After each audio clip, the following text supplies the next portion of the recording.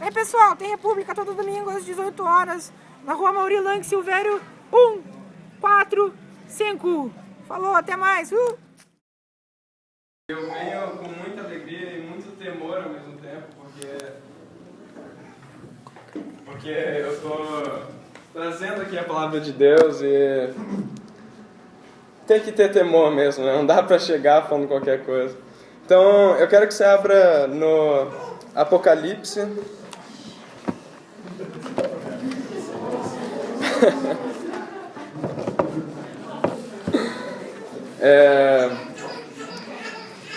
Como é bom quando Deus está fazendo tudo do jeito dele, porque eu e o Johnny, a gente não falou nada entre si, e ele chegou falando, deu uma palavra de arrependimento. Então Deus, é isso que Deus quer essa noite, Ele quer falar sobre arrependimento. Hoje o tema é uma chamada ao arrependimento. E Apocalipse 3, versículo 14.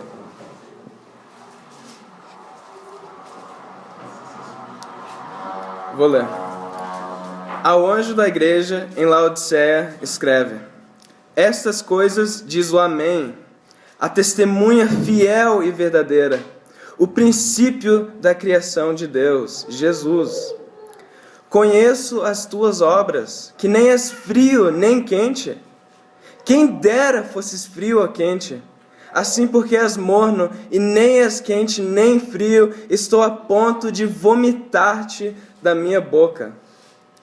Pois dizes: estou rico e abastado, e não preciso de coisa alguma, e nem sabes que tu és infeliz, sim, miserável, pobre, cego e nu. Aconselho-te que de mim compres ouro refinado pelo fogo para te enriqueceres, vestiduras brancas para te vestires, a fim de que não seja manifesta a vergonha da tua nudez, e colírio para ungires os olhos, a fim de que vejas. Eu repreendo e disciplino a quantos amo. Sê, pois, zeloso e arrepende-te. Eis que estou à porta e bato. Se alguém ouvir a minha voz e abrir a porta, entrarei em sua casa e cearei com ele e ele comigo. Ao vencedor dar-lhe-ei sentar-se comigo no meu trono, assim como também eu venci e me sentei com meu Pai no seu trono. Quem tem ouvidos, ouça o que o Espírito diz às igrejas. Eu vou orar mais uma vez. Senhor, Senhor dos senhores, Rei dos reis, Rei da glória, nós estamos aqui nesse momento, Deus, e eu creio que essa é a palavra que você quer falar com essa igreja hoje, essa é a palavra que você quer falar comigo hoje, e eu oro, Senhor, para que o Seu Espírito possa amolecer cada coração, Deus, e para que essa palavra possa entrar, Deus, com um tom amoroso, Deus, com um tom, Deus, de gentileza mesmo, Deus, um tom de repreensão que você dá com aqueles que você ama, Deus. Essa é a minha oração, em nome de Jesus. Amém.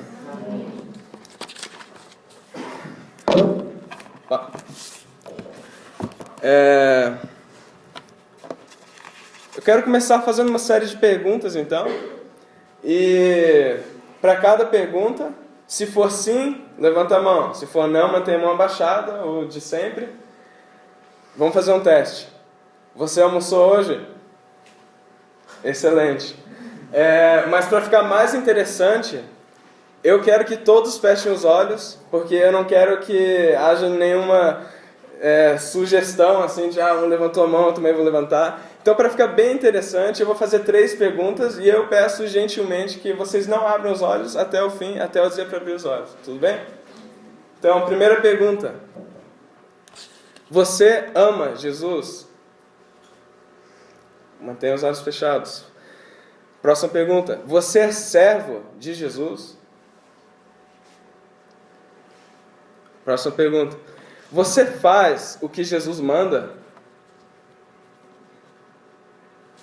Pronto, podem baixar as mãos, abrir os olhos. Jesus, Jesus, a encarnação da bondade, a misericórdia em pessoa. Se eu falasse para alguém vir aqui e falar alguma coisa sobre Jesus, com certeza ia sobressair o amor, a bondade. Vocês iam falar de Jesus perdoando pecados, você ia falar de Jesus curando enfermos, expulsando demônios. Jesus sendo Jesus. Jesus é bom. Mas será que essa nossa tendência de só olhar para o lado positivo, entre aspas, de Jesus, não é o nosso coração pecaminoso tentando amaciar um pouco o que Jesus disse para a gente? Os mandamentos de Jesus? Se eu pudesse definir Jesus em uma palavra para vocês hoje, eu diria radical. Jesus é radical. E se eu fosse definir o Evangelho em uma palavra, eu diria radical também. Quantos de vocês já leram o livro de Atos? Quando você está lendo o livro, você não fica indignado. Você não vê e fala, meu Deus do céu, esses caras eram radicais. Os caras acreditavam mesmo, eram firmes no que acreditavam. Nada parava aqueles caras. Por exemplo, capítulo 1 começa com a ascensão de Jesus e aí os discípulos esperando lá no cenáculo o Espírito Santo prometido. E aí o Espírito Santo vem e começa a derramar fogo naquele lugar, línguas de fogo sobre cada um. E daqui a pouco multidões começam a aglomerar e falam, eles são muito loucos, o que está acontecendo? E aí Pedro, com toda a ousadia, ele se levanta e ele prega pela primeira vez. A primeira vez que o Evangelho é pregado, 3.000 pessoas são convertidas. E aí a igreja começa a crescer na fé, a igreja começa a crescer no amor, começa a acontecer milagres, e o pessoal começa a vender tudo que tem e reparte entre os pobres necessitados. Nisso, Ananias e Safira são mortos porque mentiram para o Espírito Santo. Aí vem a história de Estevão, a linda história de Estevão sendo apedrejado e ao mesmo tempo vendo a glória de Deus. Enquanto ele está sendo apedrejado, eu só consigo imaginar um cara sorrindo, olhando para cima e vendo Jesus de pé, esperando por ele, para receber ele no trono. E ele diz, tem misericórdia desse povo. E a igreja não para de crescer. A igreja cresce, a igreja cresce, a igreja está crescendo. Daqui a pouco Jesus pega Paulo de jeito. Ele pega Paulo e não larga mais. Aí a gente começa a ver as aventuras de Paulo, as viagens missionárias de Paulo. E Paulo é açoitado, e Paulo é apedrejado, e Paulo é preso, e Paulo é picado por cobra, e enfim. E o Evangelho está sendo pregado e a igreja não para de crescer. E aí você começa a lembrar de Jesus falando que as portas do inferno não irão prevalecer contra a igreja. E você fala, é verdade, a igreja não para de crescer. Os caras não param, os caras são radicais. Os caras estão sendo apedrejados, os caras estão sendo perseguidos, torturados. E a igreja não para de crescer. Só pode ser obra de Deus. Aí você olha para essa igreja aqui, ou a igreja contemporânea. E você pode dizer que nós somos bem imparáveis. Eu acho que todo mundo pode concordar com isso. Por exemplo, alguns motivos para a igreja parar hoje em dia. O pastor é muito chato, ele fica cutucando minhas feridas, o cara é muito radical, o cara quer ficar me disciplinando, eu não, estou fora. Os caras estão sendo apedrejados lá. Tem gente na Síria agora lutando para manter a cabeça intacta no corpo.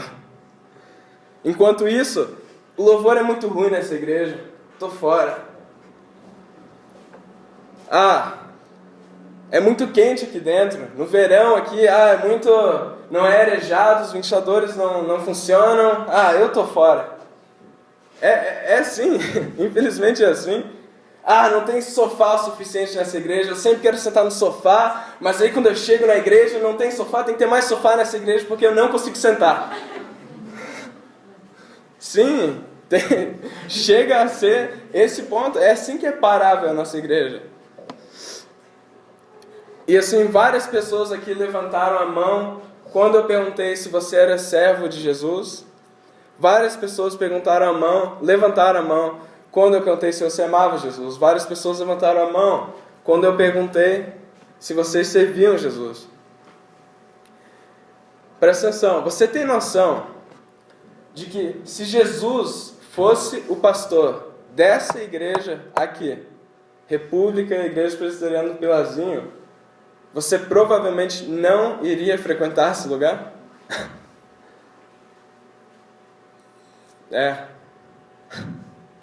Não, é claro que eu ia. Jesus é o cara. Eu amo Jesus, eu sirvo Jesus.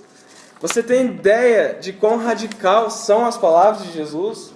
Do que Jesus, as condições que Jesus dá para seguir Ele? São altas demais. Eu vou ler umas coisas, ó. Por exemplo, Jesus, eu quero te seguir. Excelente, venha. Deixa eu só enterrar meu pai que acabou de morrer. Você está maluco? Deixa que os mortos enterrem os próprios mortos. Venha e me siga. Jesus no meio de uma multidão, chega um cara. Jesus, tua mãe e teus irmãos estão tentando falar contigo. Quem é minha mãe? Quem são meus irmãos? Aqueles que fazem a vontade do meu pai. Esse é o meu irmão, essa é a minha mãe, essa é a minha irmã. Jesus falando com Pedro, é necessário que eu morra? Não, Jesus, você não vai morrer, Arreda Satanás! Você consegue imaginar você sendo pastoreado por Jesus e você dá uma bola fora e ele fala para você, arreda Satanás?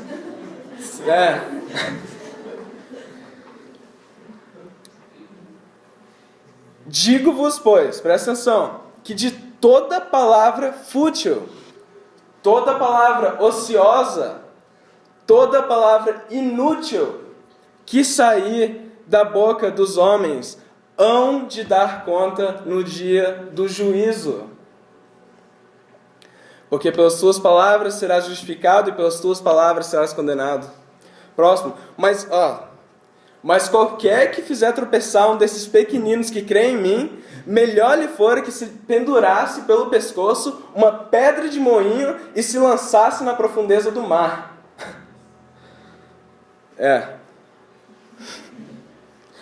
Ai do mundo por causa dos tropeços, porque é inevitável que venham. Mas ai do homem por quem o tropeço vem. Se pois a tua mão ou teu pé te fizer tropeçar, corta-o. Lança-o fora. Melhor te é entrar na vida aleijado ou coxo do que entrar com as duas mãos ou os dois pés ser lançado no fogo eterno.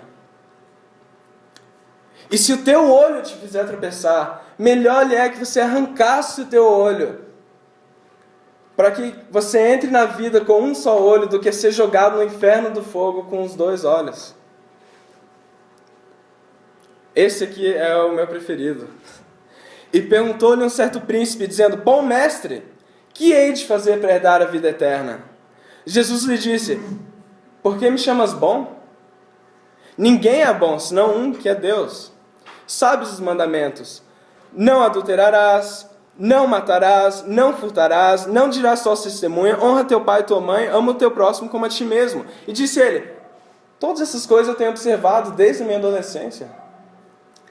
Jesus, ao ouvir isso, falou, deu uma condição, ainda lhe falta uma coisa. Vende todos os teus bens, dá eles aos pobres, e aí você terá uma recompensa no céu. Depois vem e me segue. O jovem ficou triste e foi embora, porque ele tinha muitos bens. Vendo isso, Jesus disse, quão dificilmente entrarão no reino de Deus os que têm riquezas. Um parênteses aqui. Quem sou eu? Quem é você? Quem é qualquer pessoa no mundo? Quem tem autoridade suficiente para falar assim, não, Jesus está falando, não adulterarás, não matarás, não furtarás, não dirás falso testemunho. Isso tudo vale. Só que essa condição que Jesus dá aqui, isso não vale. Quem tem autoridade para falar isso? Que isso aqui vale, mas aí quando Jesus fala, falta uma coisa, vende os seus bens. Isso saiu da boca do Mestre, de Jesus Cristo, o Filho encarnado de Deus na Terra. Quem somos nós para tirar esse mandamento? Para dizer, não, isso aqui nos nossos tempos não existe mais. Quem tem essa autoridade? Mais um, assim pois qualquer de vós que não renuncia a tudo quanto tem, não pode ser meu discípulo. Você consegue ver como isso é pesado? Qual que é o preço de seguir Jesus? Tudo. Qual que é o custo? O que você precisa dar para seguir Jesus? Tudo. Tudo, tudo. Se você quiser ser o discípulo de Jesus, ele fala, você tem que dar tudo, renuncia tudo, ou você não é o meu discípulo.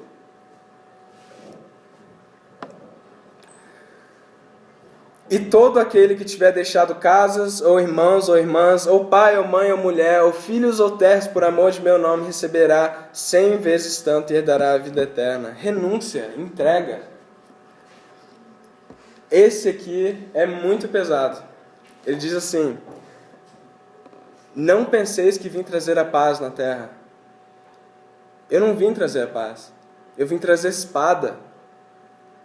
Porque eu vim pôr em dissensão o homem contra o seu pai, a filha contra a sua mãe, a nora contra a sua sogra, e assim os inimigos do homem serão a sua própria casa. Quem ama o pai ou a mãe mais do que a mim, não é digno de mim. E quem ama o filho ou a filha mais do que a mim, não é digno de mim. E quem não toma a sua cruz e não segue após mim, não é digno de mim. Quem achar a sua vida, perdê-la-á, e quem perder a sua vida por amor de mim, achá-la-á.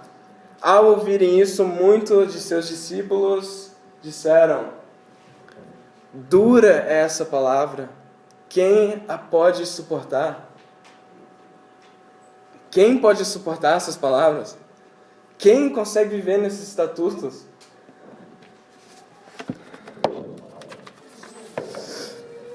Irmãos, tudo que eu acabei de falar não foi da minha boca que saiu. Tudo que eu acabei de falar foram palavras de Jesus. A maioria, tudo isso que eu falei, a maioria era só do Evangelho de Mateus, do capítulo 1 ao capítulo 20. É claro que eu selecionei vários, tem muito mais, porque Jesus é radical, acredite em mim. Isso saiu da palavra, isso saiu da boca do Mestre, não da minha boca. O mesmo Jesus que você disse que amava, o mesmo Jesus que você disse que servia, e o mesmo Jesus que você disse que fazia o que ele mandava. Mas e agora?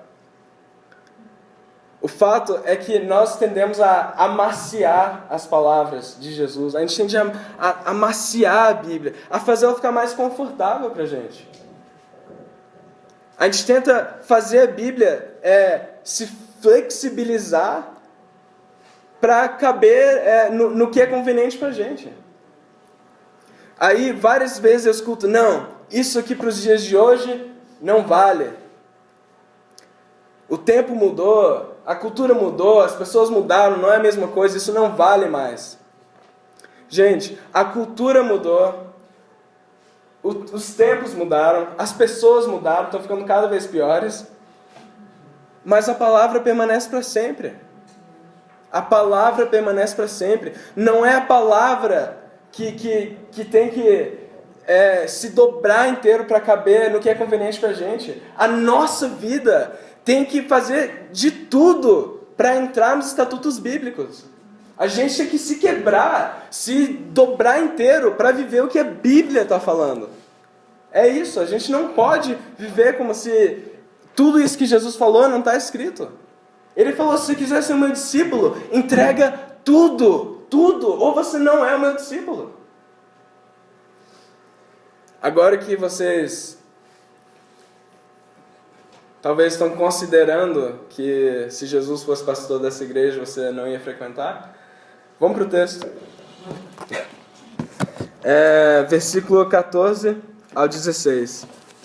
Diz assim: Ao anjo da igreja em Laodiceia, escreve: Estas coisas diz o Amém, a testemunha fiel e verdadeira, o princípio da criação de Deus. Conheço as tuas obras, que nem és frio nem quente. Quem dera fosses frio ou quente. Assim, porque és morno e nem és quente nem frio, estou a ponto de vomitar-te da minha boca. Até aí. Gente, Jesus é sim, sim, ou não, não.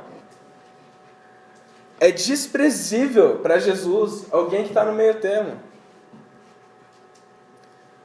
O fato é que o nosso coração morno é uma abominação para Deus.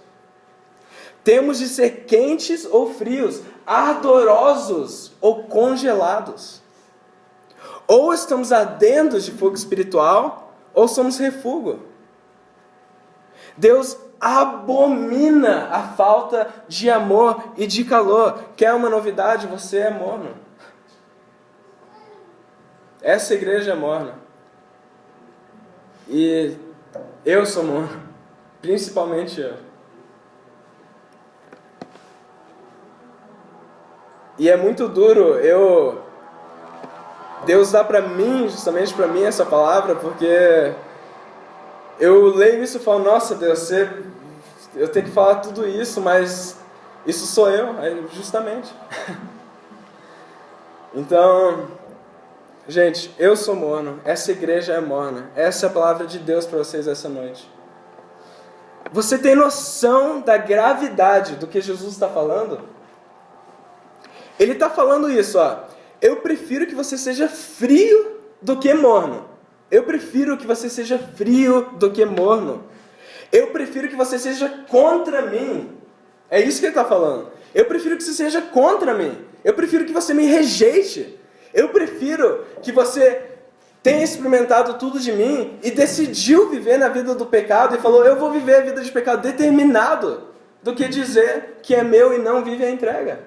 É isso que ele está falando. Ele diz, você me dá nojo. Você que está no meio, você que está morno, você me dá vontade de vomitar. Jesus fala, ou entrega tudo, ou não entrega nada. Entrega tudo, ou não entrega nada. É simples assim. Isso é o que Jesus está falando. Entrega tudo ou nada. Se posiciona. Jesus quer que você se posicione. Se o dinheiro é melhor do que Cristo, vai atrás do dinheiro. Vai atrás do dinheiro. Vai atrás com tudo de si. Se você ama o dinheiro, se o dinheiro é melhor do que Cristo, vai atrás do dinheiro. Vai com tudo mesmo. Mas desista de Jesus. Porque é melhor você ser frio do que você ser morno. Do que você ser indiferente. Se você prefere sexo, relacionamentos, drogas, o mundo, vai atrás disso. Vai atrás, determinado. Se posiciona. Eu quero isso. Eu quero isso aqui. Eu quero curtir a vida. Eu quero, sei lá. Se você julga essas coisas melhores do que Jesus, se posiciona. Se posiciona, vai atrás, mas desiste de Jesus. Não vive a vida, não vive isso aqui como se isso fosse um jogo. Isso não é um jogo. Não é uma brincadeira. Não é um negócio de, eu estou meio que dentro, meio que fora, eu não sei se eu... Não é assim. Ou seja quente, ou seja frio, não fica no meio. Se você é morno, você está falhando em tudo. Você não faz nada direito se você é morno. Você é morno para Jesus, você é morno para o diabo, você é morno para o mundo. Você é morno para Jesus porque você vem aqui na igreja, está aqui, vem todo domingo, vê a pregação, canta louvores de entrega radical, e aí você vai para a tua faculdade, para o teu trabalho, para a escola, sei lá. Cadê esse Jesus que você se entregou tanto? Cadê esse Jesus que você ama tanto, que você serve? Você é morno para o diabo, porque o diabo não conhece o teu nome.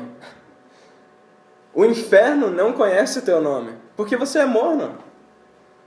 Você não faz nada, você é indiferente para ele. Esse cara aí, não dou nem o trabalho, eu não vou nem pedir para Deus fazer nada na vida dele, assim como ele pediu para Jó. Esse cara é indiferente. Tô nem aí com esse cara. Se você é morno, você é indiferente. Você faz tudo errado. Qual que é a condição que Jesus dá para a gente o seguir? Ele diz: se quiseres me seguir, negue-se a si mesmo. O princípio é a negação. A negação. Você sabe que dá náusea em Deus? É você estar na igreja todos os domingos, é você estar aqui cantando os louvores de entrega radical, mas quando Deus te pede uma coisa simples, você ignora. Ou você vai empurrandinho, você, outra hora eu faço. Isso é ser morno. É não ter negação, é não se posicionar. Eu vou dar o exemplo mais mesquinho que eu pude pensar enquanto eu estava preparando esse sermão. Deus falando: fulano, larga o Facebook uma semaninha. Olha como tem gente que não larga mesmo. Deus fala, Deus pode incomodar. Esse é o exemplo mais mesquinho que eu posso pensar, sério, dentro da minha cabeça. Enquanto a nossa luta é para largar o Facebook, como eu disse, lá na Síria tem gente lutando para manter o pescoço, a cabeça intacta na cabeça. Cabeça intacta no corpo. Fulano, tá vendo esse moletom que você gosta tanto? Olha para ele. Nossa, belo moletom. Eu quero que você tire esse moletom e dê para tal pessoa. Deus, mas, nossa, esse meu moletom aqui... Você não lembra o quanto eu chorei por esse moletom, o quanto eu trabalhei, eu me dediquei tanto. Deus, se eu der esse moletom, eu vou ficar sem. Eu só tenho esse e mais 5 em casa. Fulano, levanta nesse ônibus e prega o evangelho. Porque através de você eu quero tocar na vida das pessoas. Não, Deus. Isso é muito radical, Senhor. Eu não posso fazer isso. Vai que eu levanto e todo mundo me ignora. Vai que eu começo a falar e fica todo mundo olhando para fora. Ou pior, vai que eu começo a falar e começo a tirar sarro da minha cara. E aí? Ou, Deus me livre, mas vai que eu começo a falar e alguém se levanta e quer me agredir. Não. Sofrer por Jesus. Negação. Você sabe qual é o inimigo da negação? É a sua autopreservação. É você querer estar seguro em tudo. É você querer... Não, eu não vou chegar perto disso porque isso vai me agredir. Porque se eu chegar lá e me ignorarem, eu vou me sentir rejeitado. Se eu começar a pregar o evangelho e quererem me agredir, é evidente que eu não vou estar muito preservado.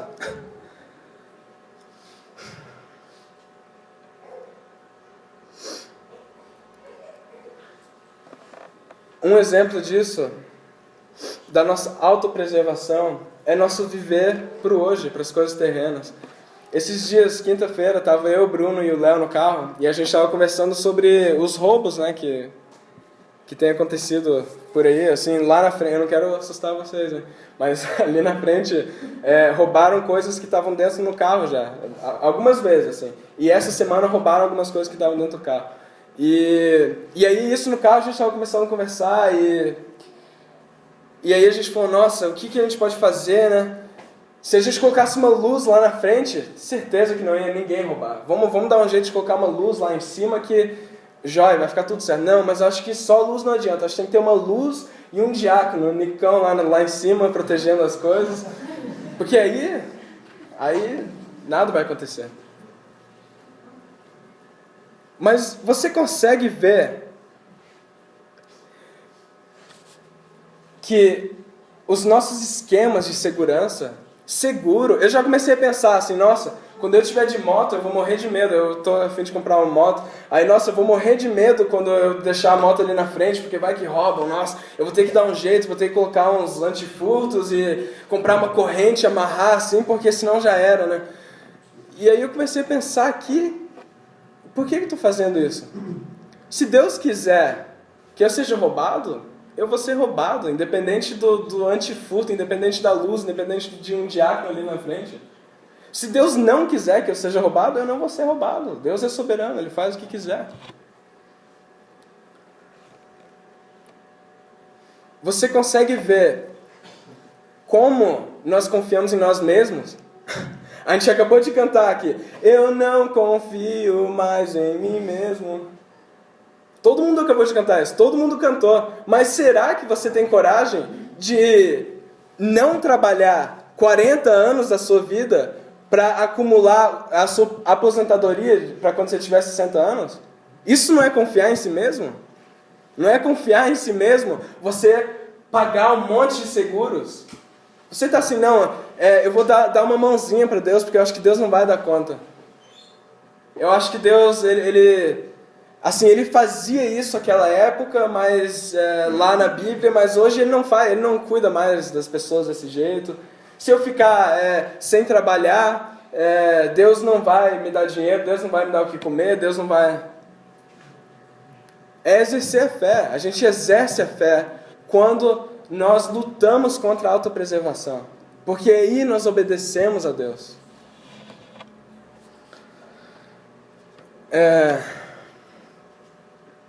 Um exemplo que eu queria dar em relação a isso é como nós focamos na nossa vida terrena.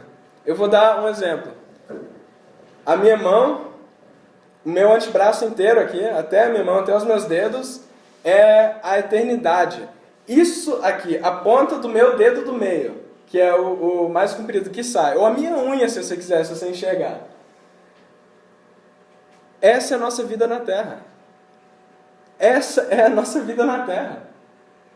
E aí você está aqui, ó, bem aqui, querendo trabalhar para se garantir aqui, ó. Enquanto isso, ó, eternidade inteira para você desfrutar. E eu não sei se alguém te falou isso, mas a maneira que você vive aqui na Terra vai dizer como você vai viver lá no céu. Nós vamos ser julgados pelas nossas obras. Eu já vou entrar nesse assunto. Muito sabiamente, Leonard Ravenhill, na lápide dele está escrito: as coisas pelas quais você tem vivido valem a morte de Cristo. As coisas pelas quais você tem vivido valem a morte de Cristo. As coisas que eu tenho vivido valem a morte de Cristo? Não! Não vale a morte de Cristo que eu tenho vivido. Não vale! Será que Deus mandou o Filho dele encarnado na terra para ser humilhado, para ser espancado, para derramar toda a ira nele? Para eu viver uma rotina de 6 dias por semana, trabalhar, estudar, e no 7º dia eu vir aqui na igreja? Ou, vocês entenderam? Será que é isso? Será que Jesus morreu para isso? Será que Jesus morreu para viver uma rotina medíocre? Será que foi para isso o grande sacrifício do Filho de Deus que veio na Terra?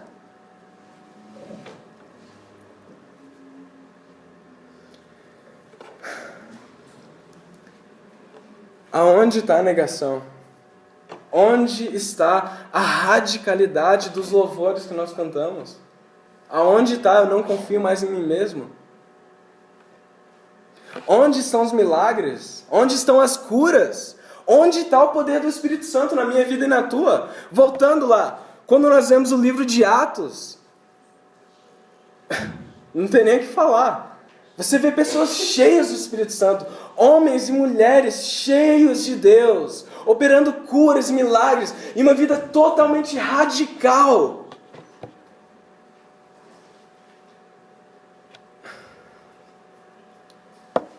Você acredita que o mesmo Espírito Santo que habita em mim e em você matou 2 pessoas porque mentiram para ele. O mesmo Espírito Santo que habita em nós. E nós não mentimos tanto para ele, nós não acabamos de mentir para ele cantando esse louvor. Se alguém não mentiu, pode levantar a mão. E eu vou dizer, isso é massa. Mas a questão é que, aonde está o temor? Aonde está o temor de Deus? Aonde está o temor? Os demônios temem a Deus, nós não. Nós não tememos a Deus. Nós somos completamente irreverentes. Irreverentes com Deus. Eu vou dar um exemplo. Tem dias que está rolando a pregação aqui. A palavra de Deus. Isso aqui que eu estou falando não vem de mim. É a palavra de Deus para vocês. Se vocês creem nisso ou não, isso aqui é a palavra de Deus. É Deus falando diretamente para vocês. Tem vezes que eu acho que as pessoas acham que estão num shopping aqui.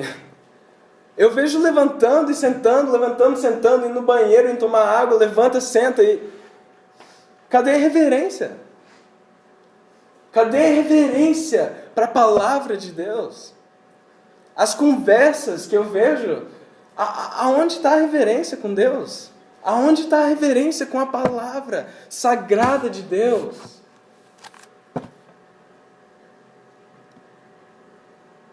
No culto de oração, 1 horinha que nós temos, 1 horinha, 60 minutos que nós temos para ficar como uma igreja, como um só corpo aqui, levantando súplicas e clamores para Deus. Eu vejo pessoas que levantam para ir no banheiro umas 3, 4 vezes.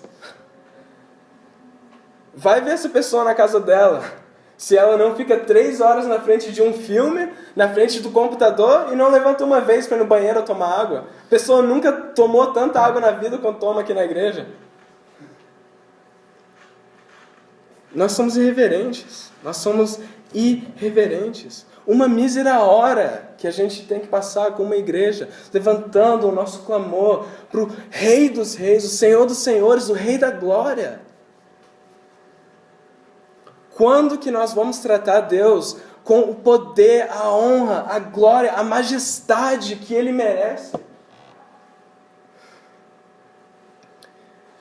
Ravenhill conta em uma pregação dele que certa vez ele entrou em um quarto e quando ele entrou tinha um homem ajoelhado, orando, levantando súplicas para Deus e se derramando mesmo.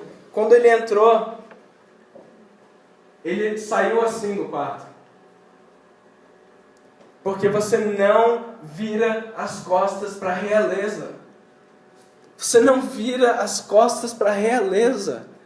Você consegue ver como nós somos podres.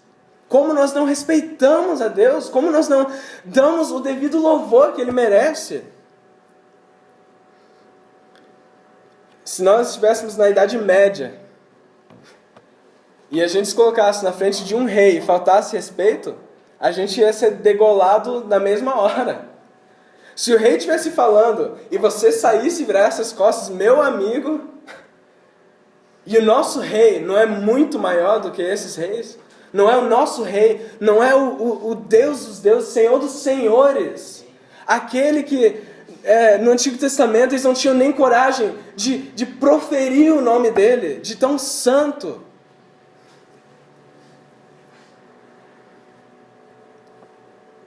Enquanto isso, nós tratamos ele com toda a falta de respeito que a gente pode.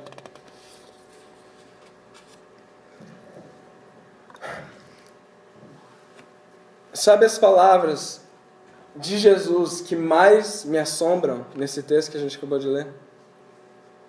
As palavras de Jesus mais assombrosas. Conheço as tuas obras. Conheço as tuas obras. Essas coisas diz o Amém, a testemunha fiel e verdadeira. Jesus é a testemunha fiel e verdadeira. O que Jesus falar contra você no terrível dia do julgamento, Você não vai ter para onde fugir. Ele é testemunha fiel e verdadeira. Ele vê todos os teus pensamentos. Ele sabe o que você pensa. Ele sabe as tuas intenções. Ele vê o que você faz quando você está sozinho em casa. Ele vê tudo. Ele vê tudo. E ele é testemunha fiel.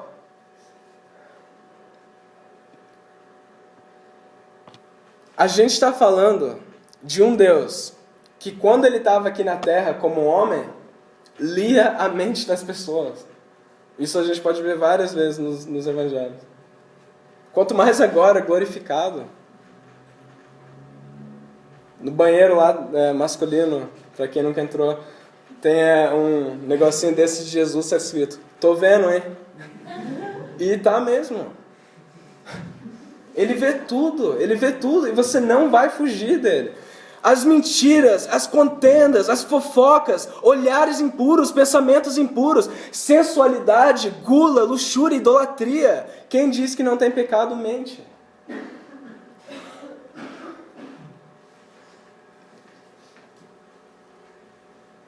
No dia do juízo, não vai ter para onde fugir.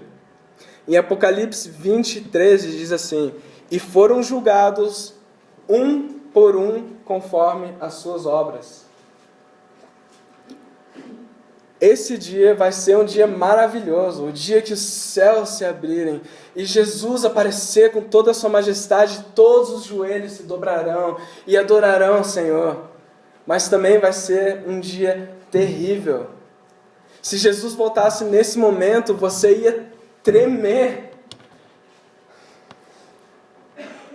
A Bíblia diz, em todos os momentos que fala sobre o julgamento final, sobre o dia do juízo, que nós vamos ser julgados pelas nossas obras.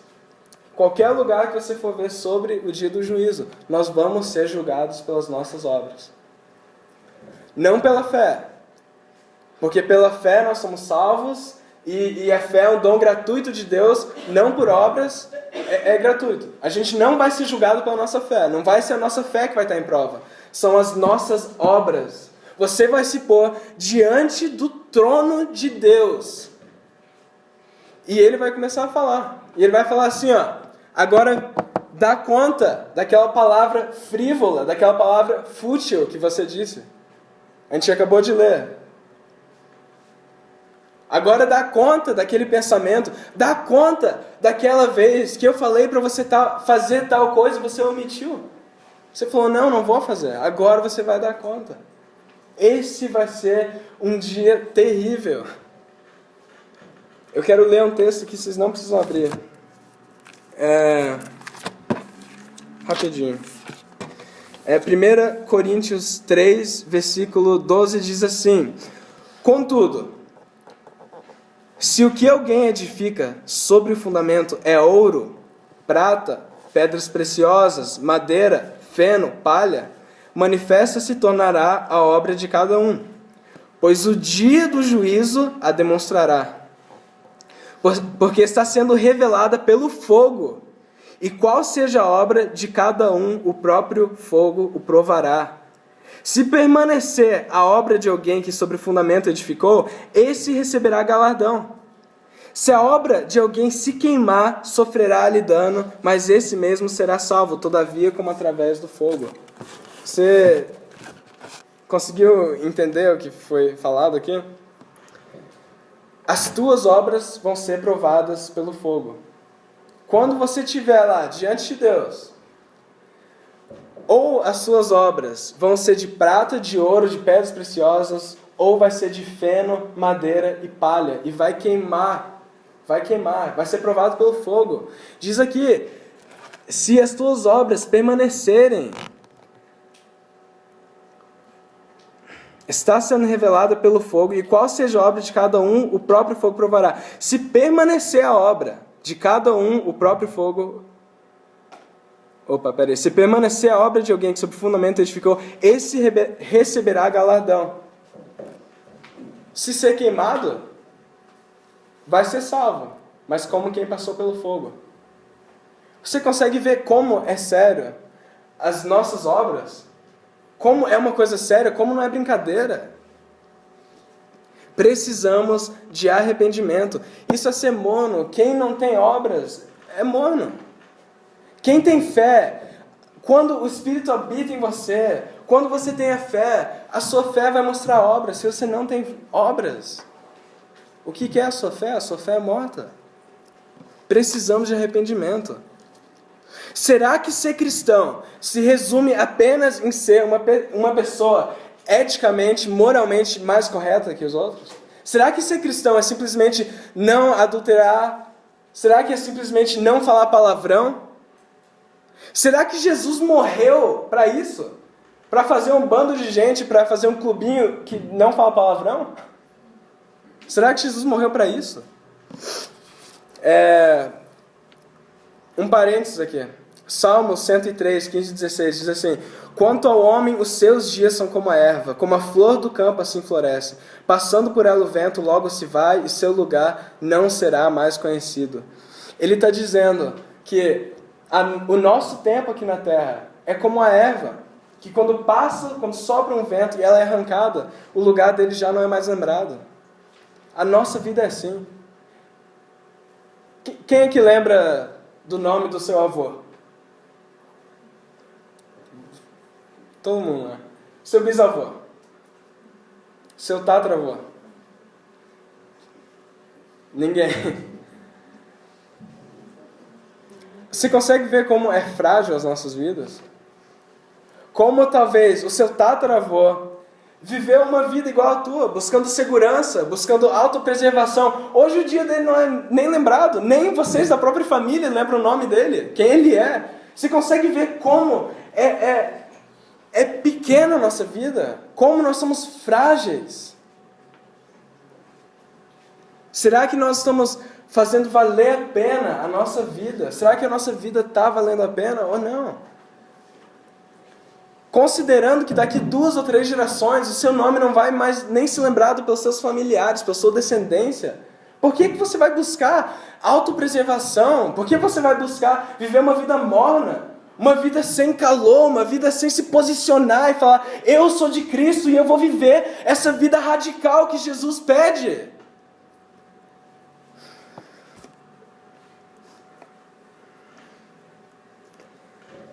Versículo 17 e 19. Pois diz: estou rico e abastado e não preciso de coisa alguma. E nem sabes que tu és infeliz, sim, miserável, pobre, cego e nu. Aconselho-te que de mim compres ouro refinado pelo fogo para te enriqueceres, vestiduras brancas para te vestires, a fim de que não seja manifesta a vergonha da tua nudez, e colírio para ungires os olhos, a fim de que vejas. Eu repreendo e disciplino quantos amo. Sê, pois, zeloso e arrependa-te. Arrependa-te. Essa é a mensagem de hoje. Arrependa-te da vida morna que você tem levado. Arrependa-te dos pecados. Lucas 13:3. Se não vos arrependerdes, todo de igual modo perecereis. Essas foram as palavras que Jesus disse aqui na terra. E elas nunca foram canceladas e nunca vão ser. Se não vos arrependeres, todos de igual modo perecereis. Arrependimento é absolutamente necessário para estar em paz com Deus. Arrependimento é jogar no chão as suas armas de rebelião contra Deus. Arrependimento não salva nenhum pecador, mas ninguém jamais foi salvo sem se arrepender, e jamais será.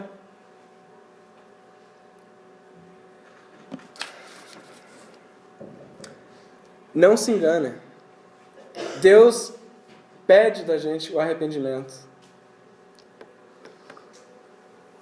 Ao nos arrependermos, a gente está dando de volta o que é dele, a propriedade dele. Nós pertencemos a Deus. Nós estamos nos livrando de tudo, toda rebelião, e nos entregando a ele. Porque Deus é digno de toda honra, toda glória, todo poder e toda obediência. Mas até isso nós o negamos. Tanto em reconhecimento quanto em ações. A nossa desafeição e rebelião contra Deus precisam ser domadas. Arrependimento é compreensão de quão terrivelmente eu falhei durante toda a minha vida em dar a Deus o seu devido lugar. A chamada ao arrependimento fica claro quando compreendemos completamente o que é o pecado. O pecado é renúncia de Deus. O pecado é recusar o direito de Deus de te governar. O pecado é determinação de me satisfazer. É uma rebelião contra Deus. É o desprezo contra a autoridade de Deus. É dizer no meu coração, eu não me importo com o que Deus quer e eu vou viver do jeito que eu quero. Você consegue entender que é assim que nós temos vivido? Assim que nós temos vivido, sem arrependimento. O arrependimento tem que ser vivo diariamente nos nossos dias. É um ódio santo e horror pelo pecado, nojo pelo pecado. É uma tristeza profunda por ela. É um abandono disso. Até isso não for feito, nós não teremos paz com Deus. E aí você pensa, quanto que Deus odeia o pecado, será? Quer saber quanto Deus odeia o pecado? Olhe para a cruz. Deus odeia o pecado tanto que Ele mandou o Filho dele para ser crucificado. E toda a ira ser jogada acima dele. E mesmo assim nós continuamos numa vida de pecado, nós continuamos mornos. Numa vida de mornidão.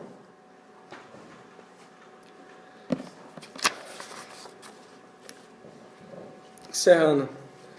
Jonathan Edwards, no seu sermão Pecadores nas mãos de um Deus irado, ele dá a seguinte definição, ele diz assim, a única coisa que não nos faz cair direto no inferno, de não abrir o chão e engolir a gente para o inferno, é a mão de misericórdia de Deus. E nós estamos sustentados em cima da palma de Deus. Enquanto isso, o inferno está abaixo da gente. Você consegue se visualizar em cima da mão de Deus, cometendo todo tipo de pecado, fazendo gestos obscenos para Deus, cuspindo na mão de Deus, enquanto Ele está aqui, ó, te sustentando para não cair no inferno. Que Deus de misericórdia, mas será que precisa ser assim? Será que precisa ser tão sujo assim?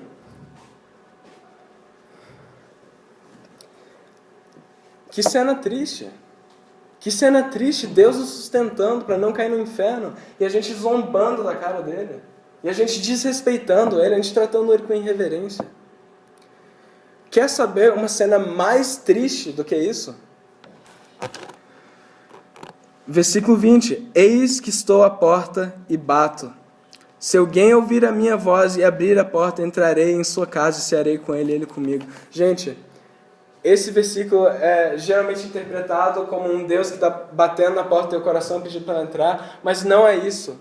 Isso é a triste imagem de Jesus batendo na porta. Oh, alguém me escuta? Eu estou aqui fora, numa igreja que diz que ama Ele, numa igreja de pessoas que dizem que servem Ele, numa igreja de pessoas que dizem que fazem o que Ele manda.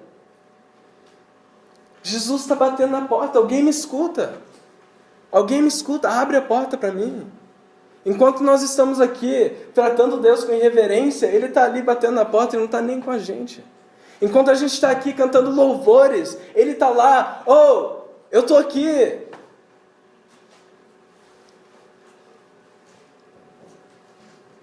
Isso tudo numa igreja de pessoas que estão todo domingo aqui, estão cantando letras de entrega radical.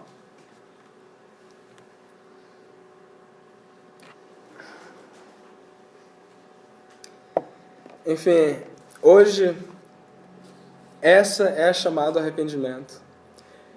É uma palavra para você refletir o que você tem feito da tua vida, o que você tem vivido.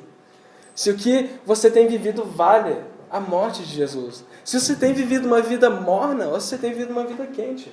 Uma vida de entrega radical. Uma vida de eu entrego tudo para Deus. Eu dei vários exemplos de coisas que nós não fazemos, que nós mantemos com a gente. Tipo, não, isso aqui fica. Olha para a sua vida. Como você tem vivido a sua vida? Será que você é mono? Será que Jesus está com vontade de vomitar você da boca dele?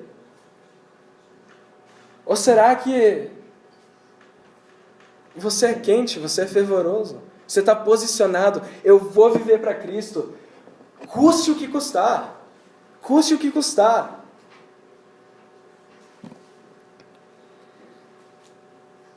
Só uma coisa muito, muito importante antes de finalizar. Essa palavra é pesada mesmo, é uma palavra dura.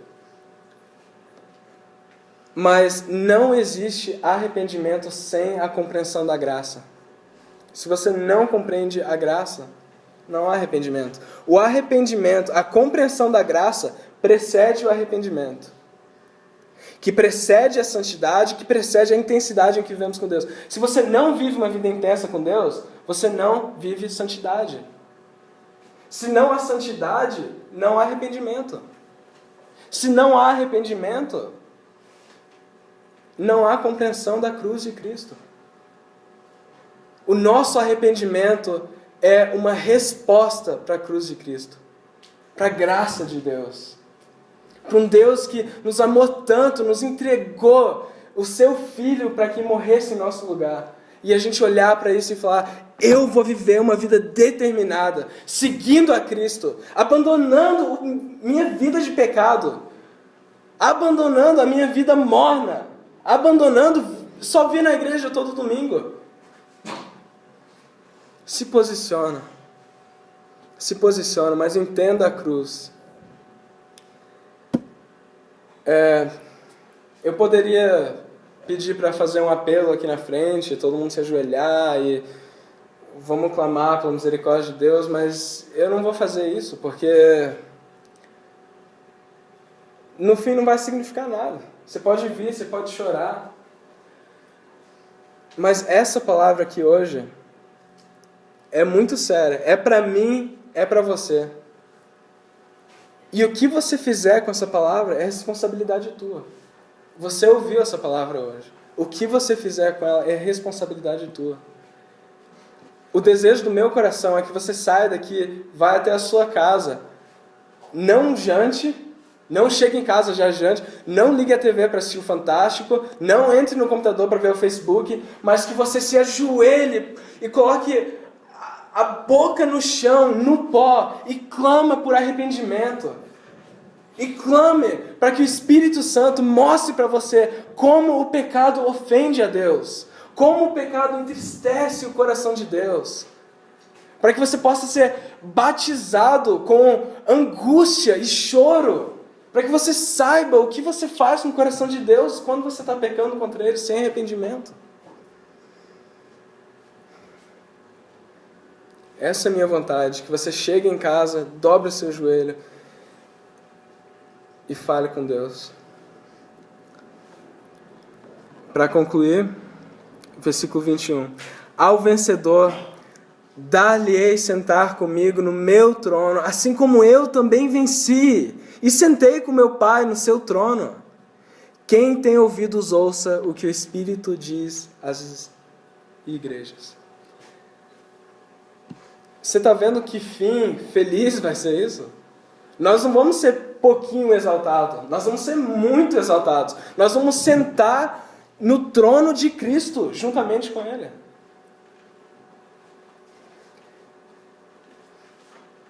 Faça a sua vida valer a pena, uma vida de entrega, uma vida de renúncia, uma vida radical para Cristo. Porque essa vida terrena é muito curta, isso aqui não vale nada. O que vale é a eternidade, quando nós chegarmos na eternidade. E quando você chegar, você vai ser um vencedor, você vai sentar no trono de Cristo, você vai ser santo e você vai ser exaltado na eternidade junto com o Pai Celestial. Tem alguma coisa mais maravilhosa do que isso? Ao vencedor.